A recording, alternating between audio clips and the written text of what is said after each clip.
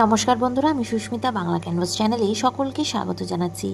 আজ তোমাদের সাথে শেয়ার করছি একটা দারুণ সুস্বাদু ডালের রেসিপি। আজকে আমি খুব একটা সাধারণ ডালের রেসিপি তোমাদের সাথে শেয়ার করব। আর এই ডালটা পুরোপুরি শীতকালীন সবজি দিয়ে তৈরি করা হয়েছে। শীতের দুপুরে গরম গরম ধোয়া ওঠা ভাতের সাথে এই ডালটা কিন্তু জাস্ট জমে যায়।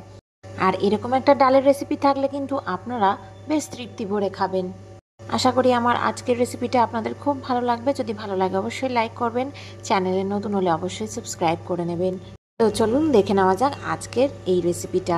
এর জন্য আমি নিয়ে নিয়েছি এখানে মসুর ডাল। মসুর ডালটাকে প্রথমে আমি ভালো করে জল দিয়ে ধুয়ে নিয়েছি। এবার এটাকে আমি কড়াইতেই সেদ্ধ করে নিচ্ছি। এবার ডালটা সেদ্ধ করার জন্য আমি এখানে 2.5 বাটি মতো জল বসিয়ে দিয়েছি কড়াইতে। আপনারা চাইলে কিন্তু ডালটা প্রেশার কুকারেও সেদ্ধ করে নিতে পারেন। এবার ডাল সেদ্ধ করার সময় আমি এখানে 2 চামচ মতো নুন দিয়ে দিলাম। ডালটাকে সেদ্ধ করে নিচ্ছি। আর দেখুন ডালটা যখন ফুটছে, ডাল সেদ্ধ হওয়ার সময় এরকম কিন্তু সাদা একটা উপরে লেয়ার তৈরি হয়ে যায়। সেই লেয়ারটা কিন্তু আমাদেরকে ফেলে দিতে হবে।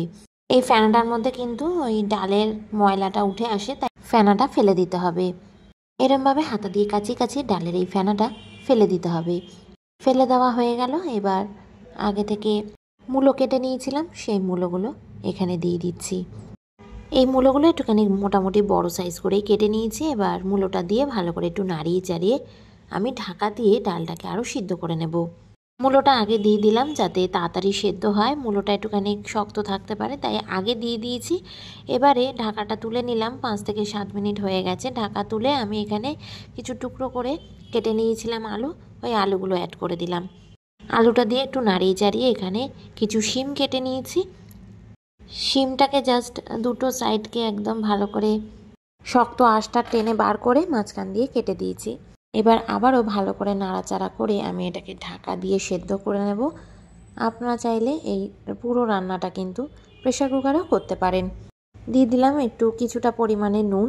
নুনটা দিয়ে একটুখানি ভালো করে নাড়িয়ে চাড়িয়ে নিলাম। এবার কিছু গুঁড়ো মশলা অ্যাড করছি। এখানে দিয়ে দিলাম 1/2 চামচ পরিমাণে হলুদ গুঁড়ো, 1/2 চামচ পরিমাণে শুকনো লঙ্কার গুঁড়ো, আর 1 চামচ করে আমি দিয়ে দিয়েছি এখানে ধনের গুঁড়ো আর জিরের গুঁড়ো। দিয়ে এবার ভালো করে এইভাবে নাড়িয়ে চাড়িয়ে নিচ্ছি। আমাদের ডালটা কিন্তু মোটামুটি ভালোই সেদ্ধ হয়ে গেছে, 70% মতো সেদ্ধ হয়ে গেছে। ঠিক এই সময় আমি এখানে দিয়ে দিলাম একটা টমেটো, গোটা টমেটো ভাগ করে দিয়ে দিয়েছি। আর আমি এখানে দিয়ে দিলাম কিছু মটরশুঁটি। এবার গ্যাসের ফ্লেমটাকে হাইতে করে আমি ডালটাকে একটুখানি ফুটতে দেব। এইভাবে একটুখানি নাড়িয়ে চাড়িয়ে দিলাম। আর ডালটাকে কিন্তু ঢেকে রান্না করব। ডাল আমাদের অলমোস্ট হয়ে গেছে, ভালো মতোই সেদ্ধ হয়ে গেছে, একদম নরম। এবার আমি ফোড়নের জন্য রেডি করছি।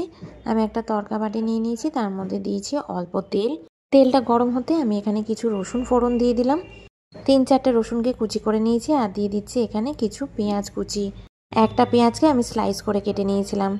এবার পেঁয়াজ আর রসুনটাকে ভালো করে লো টু মিডিয়াম ফ্লেমে ভেজে নিচ্ছি। একটু এভাবে নাড়িয়ে চাড়িয়ে নিচ্ছি। একটু লালচে রং ধরে গেলেই আমি এই পেঁয়াজ আর রসুনের ফোড়নটা ডালের মধ্যে দিয়ে দেব।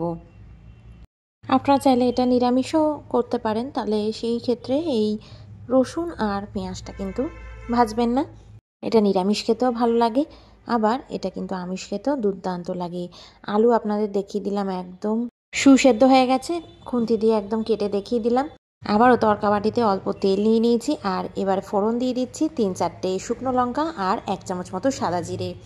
ফোড়নটাকে একটুখানি হালকা লালচে করে ভেজে নিচ্ছি। 30 থেকে 40 সেকেন্ড মতো ভাজা হয়ে গেছে। ফোড়ন তৈরি, ডালের মধ্যে ঢেলে দিলাম। এবার ফোড়নটা দিয়ে গ্যাসের ফ্লেমটাকে হাইতে করে আমি ডালটাকে একটু ফুটতে দেব। আর এইভাবেই নাড়াচাড়া করছি। ডালটা যেহেতু একটু মিষ্টি মিষ্টি হয়, তাই জন্য আমি এখানে অল্প 1 থেকে 1.5 চামচ মতো চিনি ব্যবহার করব। আপনারা চাইলে চিনি নাও ব্যবহার করতে পারেন, অ্যাভয়েড করতে পারেন, বাট এতে একটু চিনি দিলে খুবই ভালো লাগে খেতে। আর সবার শেষে আমি এখানে অল্প কুচিয়ে রাখা ধনেপাতা ছড়িয়ে দিলাম। এখন শীতকাল, বাজারে প্রচুর সবজি বিক্রি হচ্ছে। যে কোনো দিন আপনারা এই ডালটা অনায়াসে তৈরি করে ফেলতে পারেন। এই শীতকালীন সবজি দিয়ে খেতে অপূর্ব লাগে। গরম ভাতের সাথে তো এই ডালটা জাস্ট ফাটাফাটি লাগে। আশা করি আমার রেসিপিটা আপনাদের ভালো লেগেছে আজকে। যদি ভালো লেগে থাকে অবশ্যই লাইক করবেন, চ্যানেলে নতুন হলে অবশ্যই সাবস্ক্রাইব করবেন। পাশে থাকা বেল আইকনটা অবশ্যই প্রেস করবেন যাতে নতুন ভিডিও আপলোড করলে তার নোটিফিকেশনস আপনারা সঙ্গে সঙ্গে পেয়ে যাবেন। ভালো থাকবেন, দেখা হবে নতুন রান্নার ব্লগে। টাটা।